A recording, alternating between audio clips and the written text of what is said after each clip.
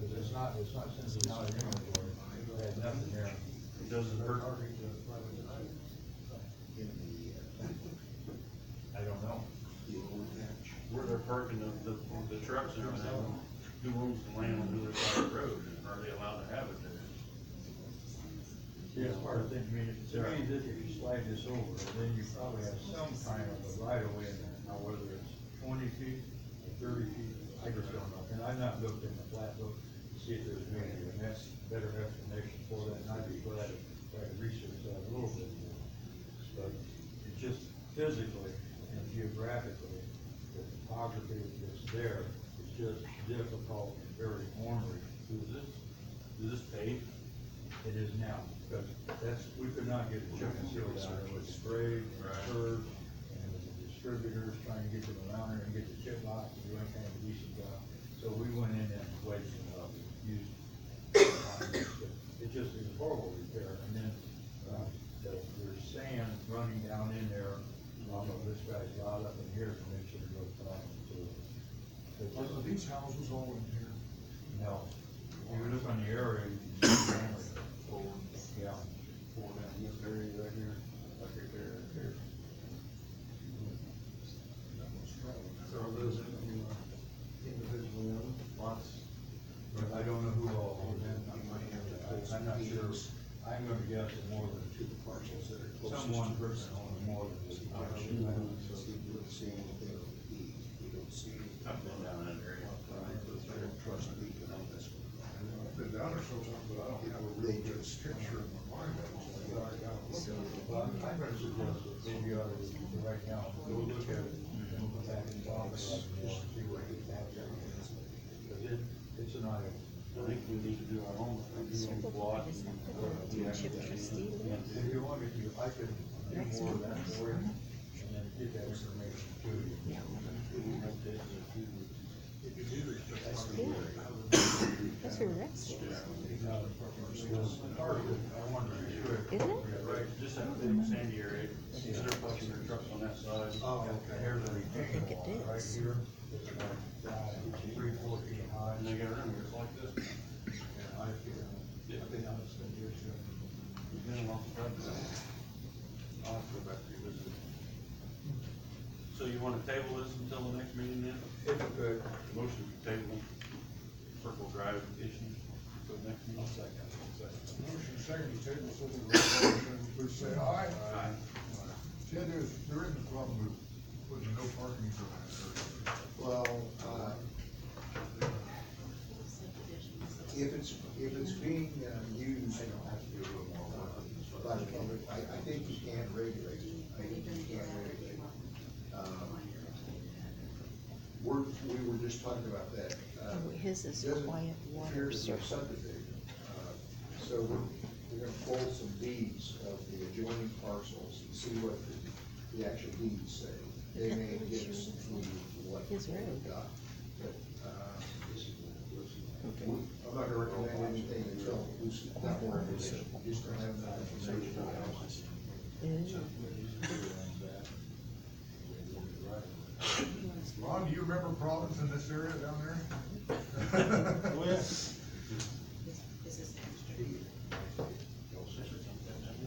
You always treated it like it was a county highway, didn't you? you what? You always treated it like it was county highway road. Yeah. Well, I know we've had a lot of these come up where we've always thought they were county highway road. I remember one over by Cutler where they wanted to maintain no record at all of it being a county highway road, other than somebody had a stop sign out there. But I need some things. That's it. Thanks, Paul. Any big issues going on right now, anywhere? No, we're just trying to light it up, get ready for winter.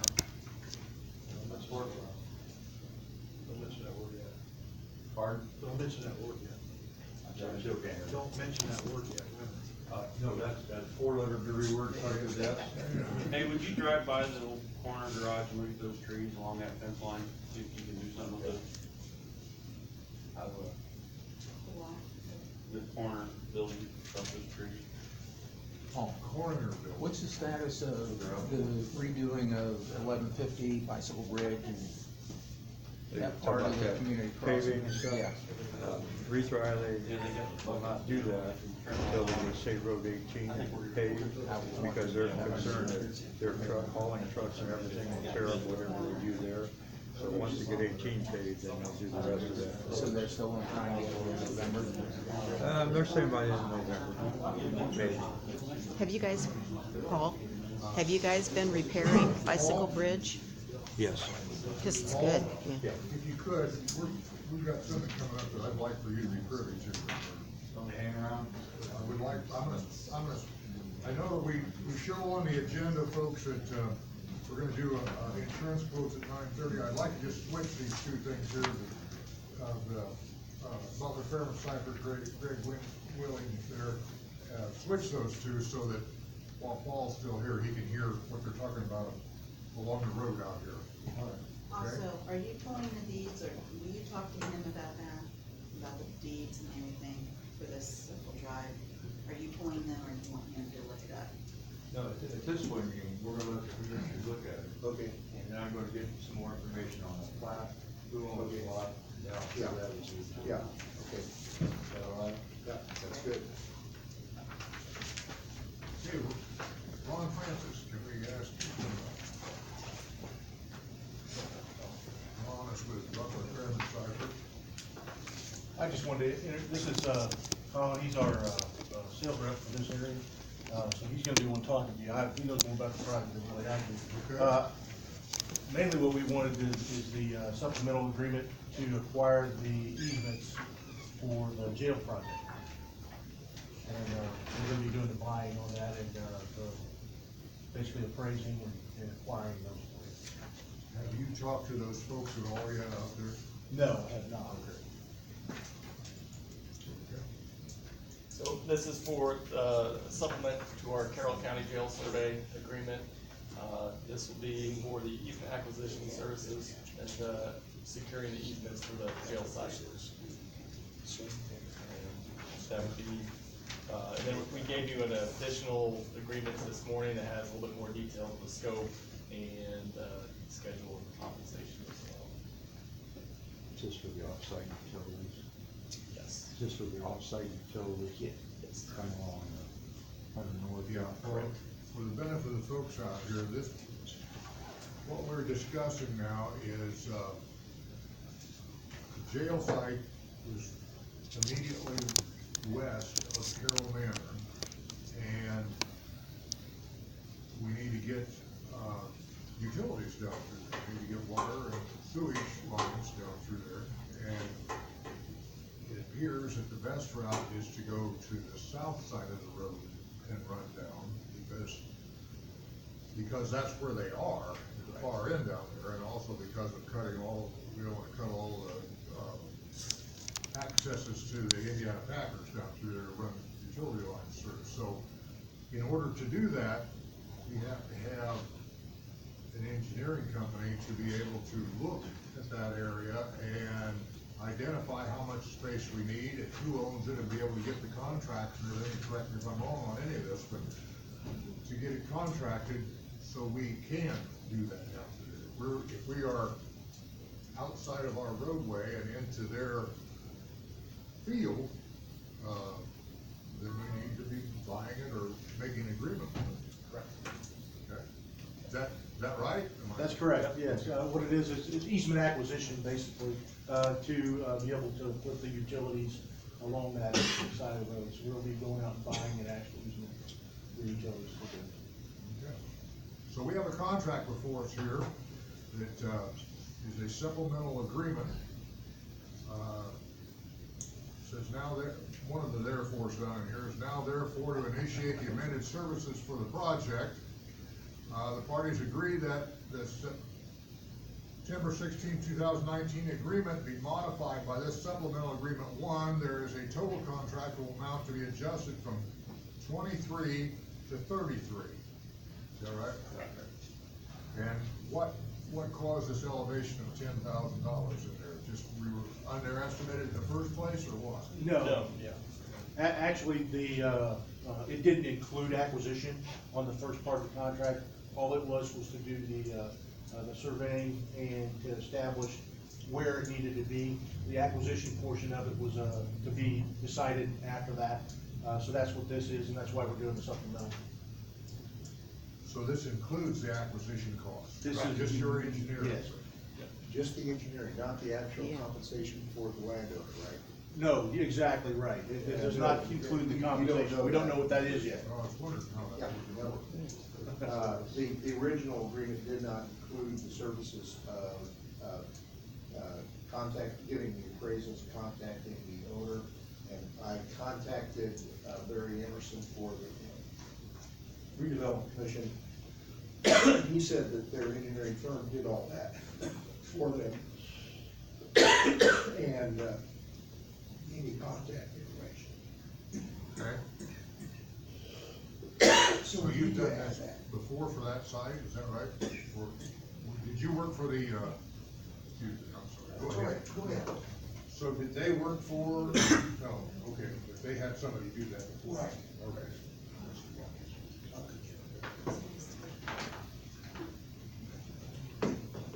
So, more or less, the 23,000 was for just the engineering, but the 33 includes acquisition and negotiation and Appraising, valuing, all raising that. values and all that. Okay? Do we understand? I didn't start with it. There's also, part of that is staking as well. There's 2,000 of that is going out and doing a survey and staking the area. Taking it. You haven't looked at it at all yet, though. Just overhead. I haven't been out there and got it now. But it looks like we're gonna have to be over it, off of our right of way, does it? Oh, for sure, yeah. And it depends on how big of a pipe we're putting in too. All that going down through there. That's where I think EDC could be involved in helping us with that. Who? EDC, for, but it's in the TIF district. You know, if they wanna purchase that field and add on there too. We got an EDC person right back here right now. Oh, there she is. Yeah. So, yeah, I think it's a big, great opportunity for not only us, but in the TIF district too. Or even for a housing addition to go in there later on in the year, so we'll make sure we plan adequately. Well, I'm glad you brought this up. Now, is this something we should be thinking about, is oversizing that pipe so people on the south side could at some time hook onto it? Or, That would be probably a good idea if you know there's gonna be more. we don't know anything at this point what's Yeah. gonna be out there. I mean, it may be cornfield out there for the next 50 years, and it may, in the next 5 years, have something come along. We don't know. It might be worth a conversation between HWC Engineering and BFS to look at, what the RDC did when we extended utilities to the HHIP, it's our new industrial park. Because we did plan for development on the south side of 100. So it'd be interesting if we already have that covered, or if this would be a good opportunity to loop it in. Okay, how do we facilitate this conversation? Yeah, I can facilitate that and get with Larry Trapp, the chair of the redevelopment commission. We work with Brian Fuller. Oh, yeah, I've worked with them yeah. many times in the Lafayette area, so. Yeah, I can bring the engineers together and sit back and nod my head. I think this is a good idea, because Yes. we at least ought to have this conversation before we put a pipe in and later say, oh gee, why didn't we think about making it adequate for expansion? Okay, well, at hand right now, gentlemen, is this contract, supplemental agreement number 1 for $33,030. I don't think Beth has one of these to put up on the screen, do you? And this is coming out of soft cost, right? That we already had. Or, Actually, you have the 23030 was awarded already. You'll have to transfer some money into that. that's the term. So it'd have to be upon council approval to transfer. But try to find it, you mean? No council will put more money into You, it. We're you gonna could have do to- a transfer or, which would be the quickest way, instead of doing additional.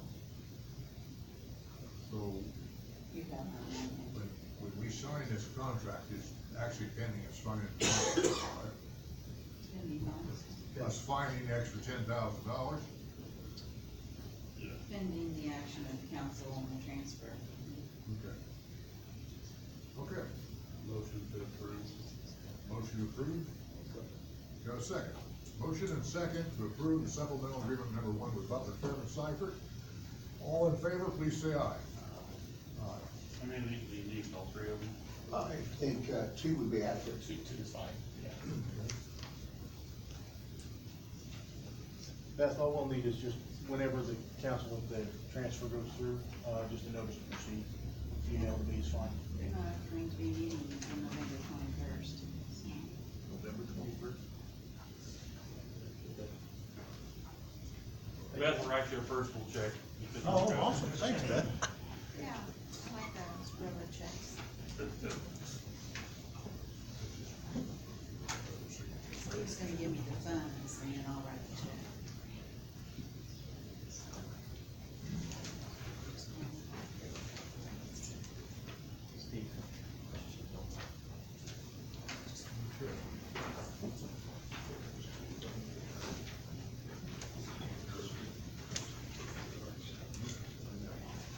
Well, that's all I wanted you to hear, it's just what we're doing along the road out here. Thank you, I appreciate your service. Just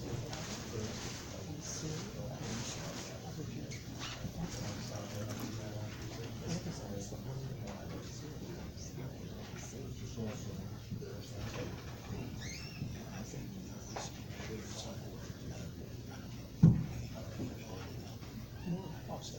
There's two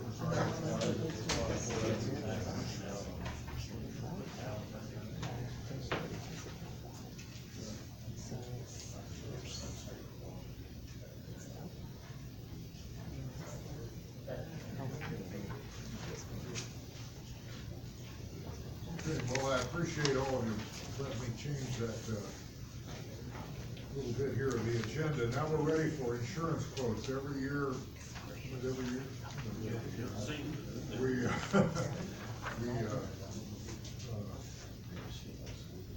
review our insurance coverage for the county. This is not health insurance or, employee, medical insurance. This is actual insurance on buildings, cars, trucks, all that. Huh? Yeah. You said it right, I didn't. So, again, I think we have two here that want to address us on this, and,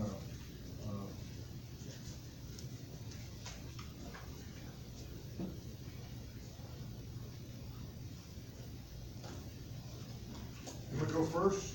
I just soon go second if that's all right. Well, you went second the last time, I want you to go first this time. Okay.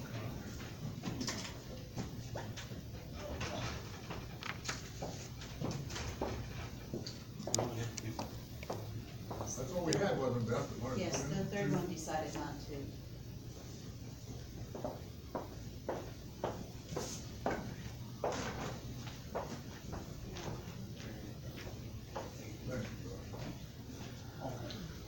Thank you, Josh.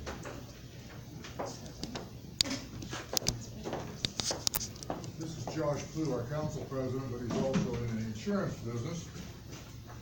We all have to do something to make a living besides this, so. Thanks for bringing that up. I didn't bring my, statement of financial, whatever, checking term is, but I'll put that on file. Yeah, whatever that's, I don't think that's the checking account for, but whatever it is, I'll bring that over, put that on Sure, file before okay. the renewal date on the 11th. I just wanted to start by, if you could open your portfolios there, on your left side, we have Star had just a plethora of resources available that we haven't even really began to scratch the surface of. So, looking at, public entity service portfolio, it kind of goes through here. We can do everything from safety manuals to, drug-free workplace, some of the carrier things that are available to the county would be like HR resources. I know we employ an HR consultant, but you obviously see the bills for those are quite expensive. And so for, you know, he does a great service for us on big decisions, but on smaller matters, you know, those could be done and those would be at no cost to the county. So I just included a lot of this in here so that you guys could, you know, review this over the next couple of weeks and take a look at that. The first document on the right side, document says mod analysis, and this is something that we do for you guys every year and present. I just wanted to take a few minutes to look at this so you can understand what's going on. Workers' comp is the largest single line of insurance coverage that you guys pay for on an annual basis. And on the first page inside the cover sheet there, you can see over the last 3 years where the actual versus expected losses are on the workers' comp. The green is your actual losses, and the yellow is what, with your premium, is the expected amount from NCCI. And just to boil this down, if the green is bigger than the yellow, then your mod goes up. If the green is smaller than the yellow, then your mod will go down. That's oversimplifying what's going on there, but it is helpful to see the data. And so in the 16-17 policy year was obviously a very challenging year, and that was the year we had two officers hurt from responding to a fire and car accident. So, you know, those aren't necessarily avoidable actions, but you know, we can control some of the controllables, I would say, on the insurance program, or on some of the losses, like, and I won't go into great detail on that, but those resources are available, and, you know, I think it would behoove the commissioners to look into trying to get a safety team, or safety task force together that met and just kind of worked on that culture of safety. Because even if we had those major losses in the 2016-17 year, if we had reduced the claims in the year previous and the year after, you know, we might see a $30,000-$40,000 difference in actual premiums. So those there's no silver bullet there. I mean, workers' comp is going to have some claims, but controlling the controllables is a big thing. So I'll leave you guys with that information. You can review that at your leisure, but I'll just jump in here to the proposal. Do you guys have this proposal here? Okay, yeah.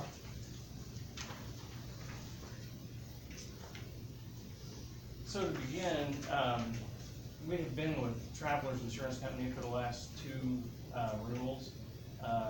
The Travelers have done a very good job, I believe, saved the county, you know, probably hundreds of thousands of dollars over the time that they were on the account.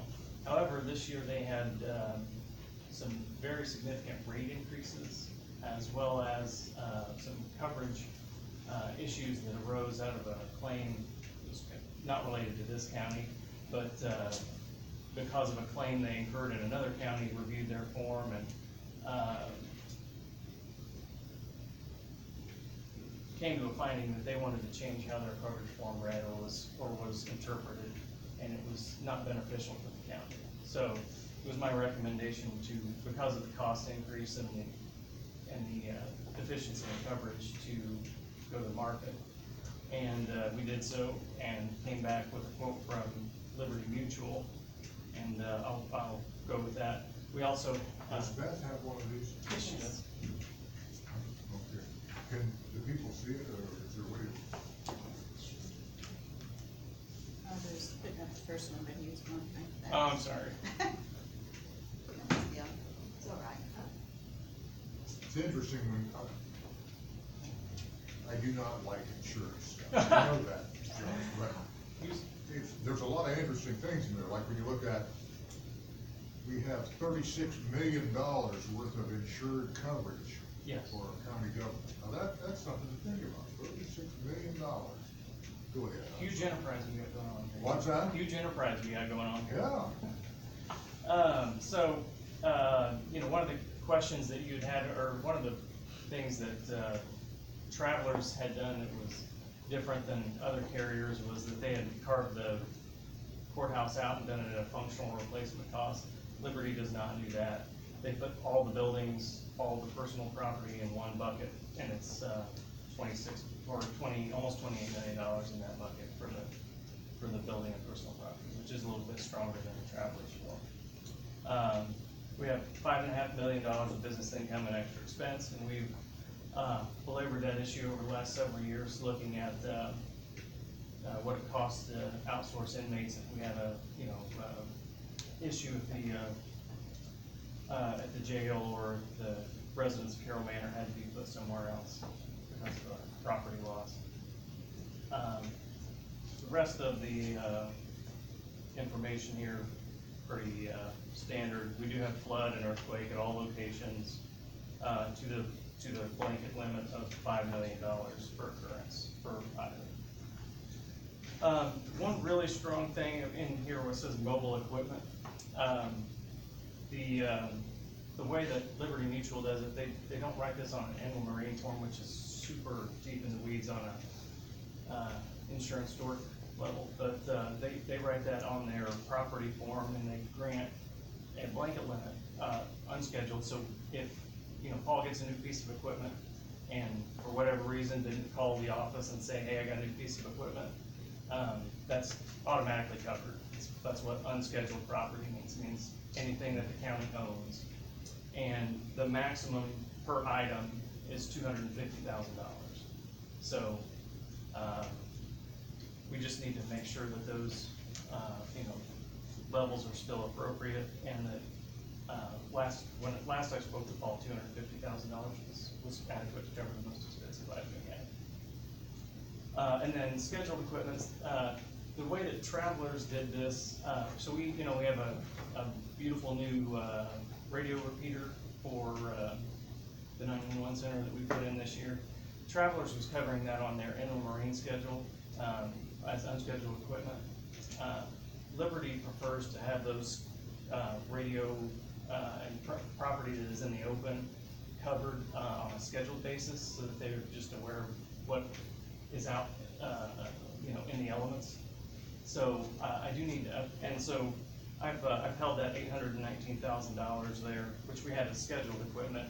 It's gonna be really close, to the value of all of our property that's in the open, and that would also include, like, the first responder, sirens that are down by the dam. We cover all that type of property that's out in the open. So I need to get with you to update that. We still have the general liability at the, I'm moving to the next page. Are you guys with me? It says general liability at the top. Okay. General liability is all the same, written on an occurrence basis. Law enforcement, professional liability, also with Liberty Mutual, also still with a $2 million each act, $2 million aggregate on that, covered by the umbrella. Next item is employment practices liability. They write a $5 million limit on that, and that does not go into the umbrella. So they write a larger primary limit on that. The next page goes to public officials D&O. That's your professional liability as members of the board of commissioners. Are you on that page? Man, you're fast. Good job. We have $2 million for each wrongful act, $2 million aggregate, and that does have the extension of the umbrella over the top. So the umbrella is $5 million, so a total of $7 million. Wait a minute, explain that to me, Josh, because I'm not quite getting it. Okay, so an umbrella is just an extension of liability coverage. So you can have any underlying amount that the company is comfortable with. Like, so for example, the next item on the list is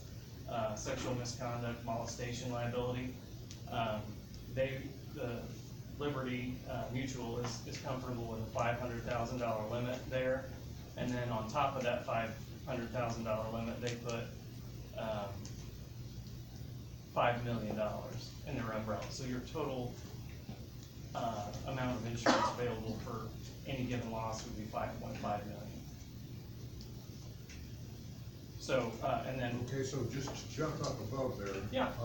Where it says public officials, yep, each wrongful act is 2 million. correct, So, and then there's an umbrella of 5 that goes over the top of that? that's correct. So it'd be 7. Seven.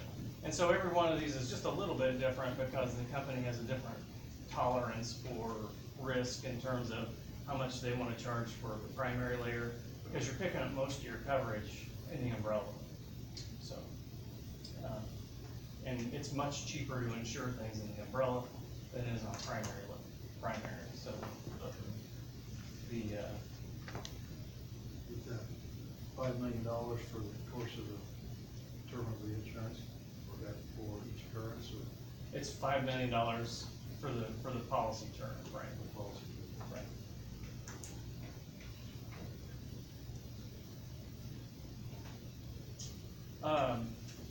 Any other questions on that, Bill? No, you answered it, thank you, sir. Yeah. So, the crime is the next, so that's employee theft, forgery, cash, money, and securities that are inside and out. We've discussed this for the last couple of years. I would still make the recommendation that the commissioners look into buying a higher limit than $50,000. It's not incredibly expensive, it's not super cheap, but, you know, there's been some well-documented cases of, you know, employees absconding with, you know, tens of thousands, you know, hundreds of thousands of dollars. I know that we all think that it's not us, but, you know, we also have to think about, you know, it might not be us or, you know, the people that we know well in the office over the next year, so, any number of things could change, and, you know, we're really looking down the road there for, you know, what the worst case scenario would be.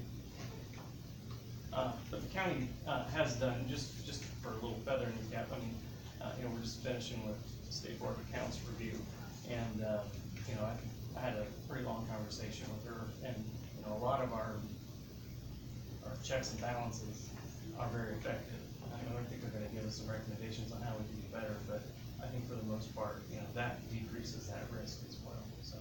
But something to consider would be, you know, to take a $500,000 policy with like $100,000 deductible, if you wanted to keep your premium lower, to protect against that big loss instead of, you know, keeping a low deductible and a low limit to where if you had a large loss, you pay most of it up front. So, something to consider there. On the commercial autos, the next page, that's on there. Policies rated with 116 owned automobiles, combined single limit of $1 million, and, you know, when you buy your home on personal auto, a lot of times it has a split limit like 100, 300, or 50, $1 million, something like that, or 500, $1 million. On the commercial side, pretty much exclusively is written on the combined single limit, so that's not, it's all in one bucket instead of having two different sub-limits. Includes medical payments, uninsured, underinsured motorist. The Liberty was able to deliver lower deductible than we previously contemplated at a very competitive price. So showing the deductible of $500 and $1,000 here on physical damage and collision. And then you have hired liability, so if somebody rents a car, you have liability insurance on that. And then higher physical damage if applicable, so if it gets torn up while it's used. Next page is cyber liability. This is the only policy that we have left with Travelers. It's really a good thing to have continuity on the cyber policy. And Travelers is one of the best in the world at what they do there. We have all exactly the same coverages as last year, including social engineering, which is, you know, most people think about cybersecurity, it's you got hacked and people's name got out. Well, that's the network and information security, the first one. But actually, one of the biggest things, or the biggest two things now, is ransomware and social engineering. So that if somebody comes into your system, and in the case of ransomware, they put a bug in there and encrypt. That's what happened in, I believe, Madison County. Had a pretty substantial loss there.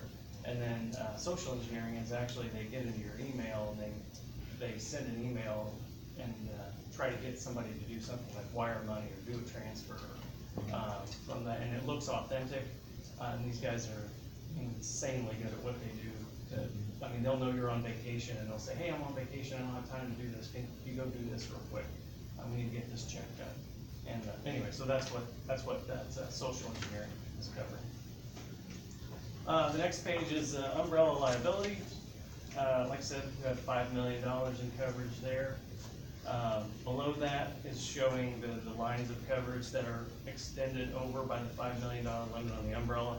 That includes auto, general liability, abuse and molestation, law enforcement liability, public officials, D&O, which is your professional liability, employee benefits liability, and employer's liability, which is the liability piece of the workers' compensation.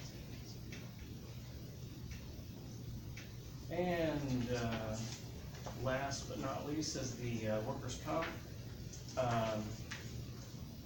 So you have $1 million on that, with the umbrella going over on the liability side. Total estimated payroll for the 2020-2021 policy year is $5.218 million. That is probably gonna need to get bumped up a little bit because of the budget of the adopted budget. But we can, about 5%. yeah, and so this is up a little, but I think we're probably gonna have to bump that up a little bit more. But this was generated before the budget adoption occurred, but that is still more than last year's payroll. The experience mod here, you see that at the bottom of the page, is 1.38. So when I forgot to point this out to you, but when we were talking about the work comp mod, the work comp mod is based off of you don't count last year, but the 3 years preceding that. So you're always rolling through your work comp mod. We're in the large loss year is in the middle. So we're gonna endure one more year of high mod, and then assuming that we have good loss experience, that should start to tail off. When we took over, was after the large loss, and mod was under 1, and so, that 0.38, roughly 40%, translates into a 40%, premium increase. So that's, costing the county about, $40,000 a year right now.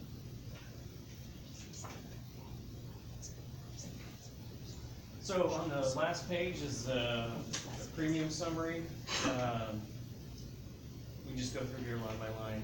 Liberty, so I'll give you the renewal, or the expiring is 45,000.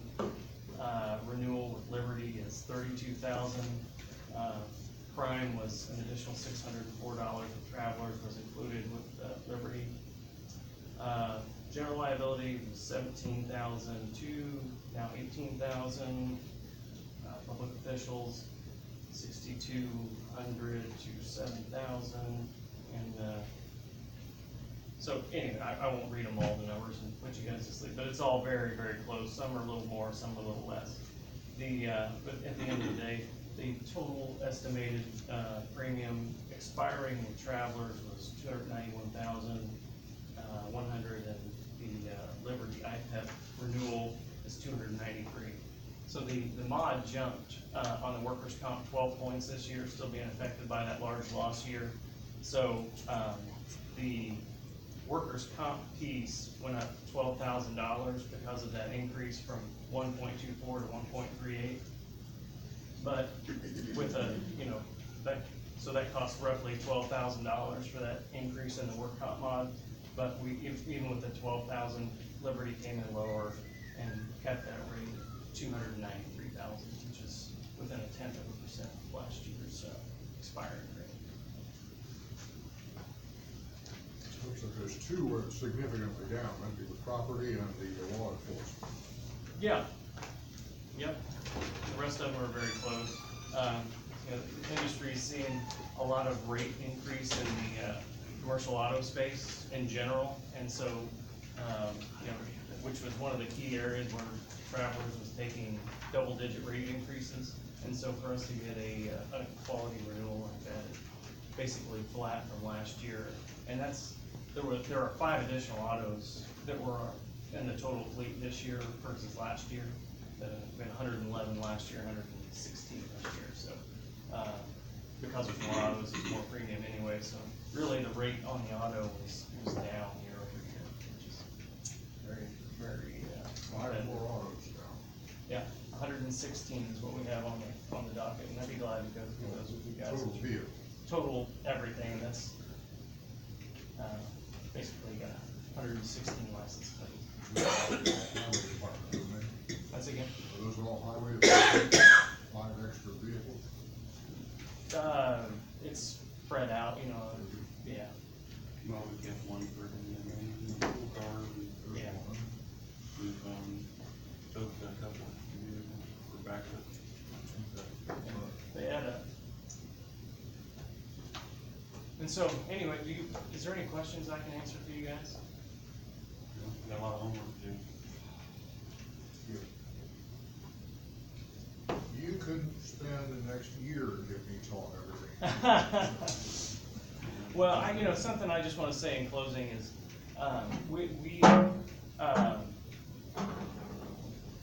so Star is one of the largest writers of municipalities in the state, and it's been really good to work with them. You know, I kind of deferred to them because I thought they were the best thing for the county before, you know, we got together a couple of years ago. And, you know, when you were concerned about not having local representation, so that's what caused that connection. But, you know, we've talked a lot over the last couple of years about quality mattering, and Liberty Mutual is one of the largest writers. Travelers is also one of the largest writers of public sector risks in the world. So, you know, it's price is definitely a thing that we have to consider, right? But the program that we put together here is with, you know, very well respected insurance companies that do this day in, day out, and very financially rated, and you know, you've heard of them. They're not going away tomorrow because they had one patent loss. These are very good companies. IFAP has done a really good job. They are the largest writer of municipal work comp in the state of Indiana. So, you know, as far as that goes, I think that company selection really matters, and that's why we made these selections on your behalf. If you have any questions, then always available. Appreciate it very much. Yep. Thank you. Sure.